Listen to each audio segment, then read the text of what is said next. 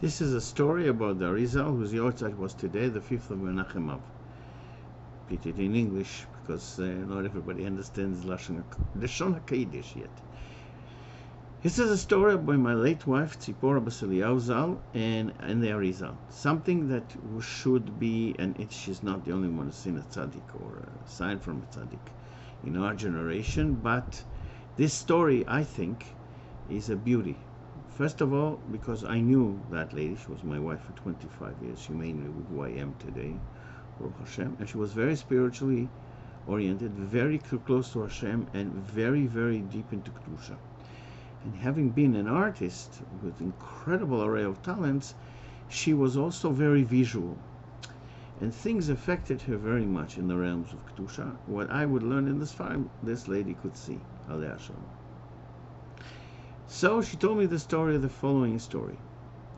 When she was in Israel on a visit, and I think she won the ticket, if I don't get some kind of a raffle, she went to London, and then she decided to continue to Israel.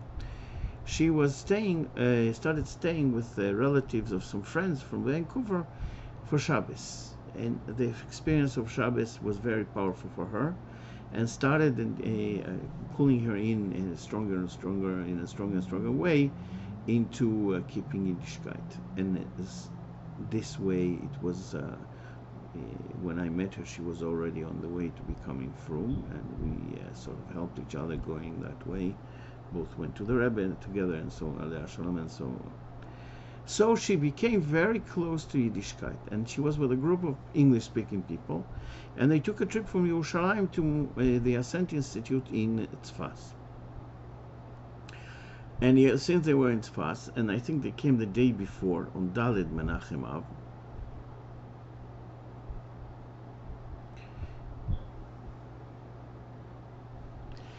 so at night they went down to the Arizal's kever. And see, it was a first thing, I never remember, I'm a Kohen, I couldn't go down there, so I only saw it from above. But there is some kind of a feeling, even when you're not close.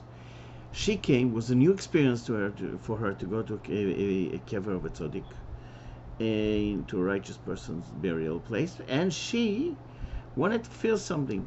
But the hours went by, they were there for quite a few hours, or at least a couple hours, whole group, and she couldn't feel anything. And she was quite disappointed by this. And she was an artist, so quite a few of the nights she was up doing art. She was nocturnal, as they say, and like an owl, she woke up late in the mornings most of the time, and of course it's changed after that, but that was the situation. That night they went to sleep late, but she woke up very, very early, altogether, just like the first light. And she couldn't understand why she's waking up so early, and specifically after they went to sleep very late, and it was a trip before, and she was exhausted and so on. And she felt a need to go outside. She went outside to the balcony, and she looked out, and she saw an amazing sight.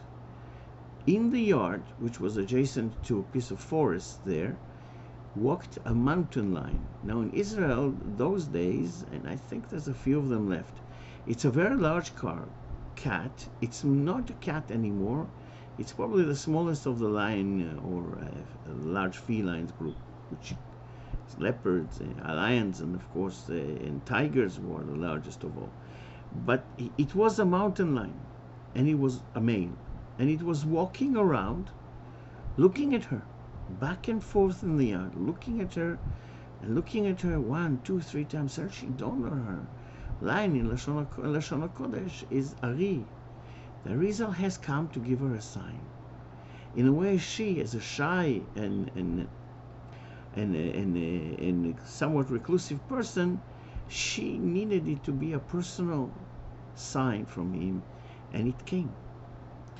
It's not the first time I've heard of people seeing tzaddikim from the past, and it's not the first time that people talk about the Arizal in a vivid way, and we call him Ari Achai, the living Arizal. It's just idiom, but that is still alive and affecting us all because of the teachings he had given through the Vital family, Rabbi Chaim and his son Shmuel, who actually printed the books. And in the end of that, she suddenly realized that this is a sign she was waiting for. And she clapped her hands and she smiled and she laughed and she looked at the lion and waved at him. The lion rose its head as if it's giving,